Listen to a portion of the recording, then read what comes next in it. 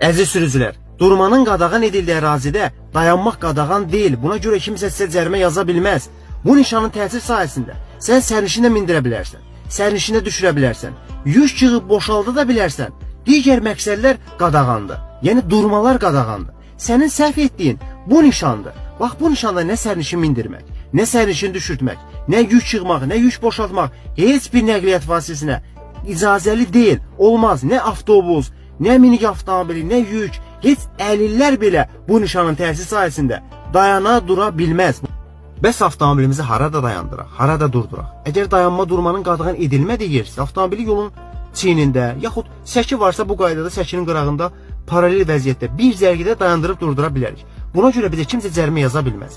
Əgər yerdə nişanlama xətti bütövdürsə, həmin üfüqi nişanlama xətti, o xəttlə aramızda 3 metrdən yaxın məsafə saxlamayaq. 3 və daha artıq məsafə olsun ki, arxadan gələn avtomobillər bizim yanımızdan keçib gedə bilsin. Məsələn, qara avtomobilə baxın, avtomobilin yanından rahat keçib gedə bilir. Amma da yolun solunda bu qaydada dayanmaq da olmaz, çünki bu əksdə dayanmış olur. Sağda olar. Parklanma yerinə daxil olmaq tələbi yoxdur. Əgər həmin ərazidə parklanma yeri varsa, oraya girib avtomobili daha uzun müddətli duracağa qoya bilərik. Amma yoxdursa, yaxud varsa, biz yolun qadağan olunmayan ərazisində də dayanıb dura bilərik. Sürücü həmin məqsədlər üçün ya parklanma yeri bu nişanla işarələnmiş, ya da dincəlmə yeri ilə işarələnmiş yerdə də avtomobili duracağa qoya bilər. Bəzən parklanma yerləri duracağa qoyulma üsulları ilə göstərilir. Məsələn, 761, 769-a qədər əlavə lövhəciklərdir, hansı ki, bu qaydada avtomobili saxlamalıyıq. Bu qaydada göstəriş yoxdursa, sürücü avtomobili səkiyə çıxarıb qoysa, 60 manat 2 bal cərimələnər. Amma bu nişanlar olsa, sürücü avtomobili səkiyə çıxara bilər. Bu formada.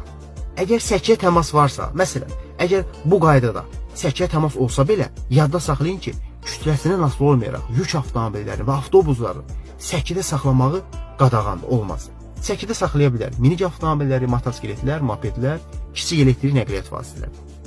Bunu belə yadda saxlayın.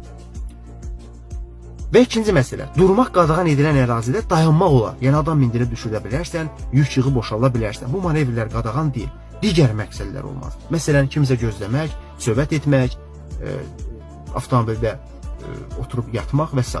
Bunları qadağan edir. Amma sənin qarışdırdığın bu nişandır.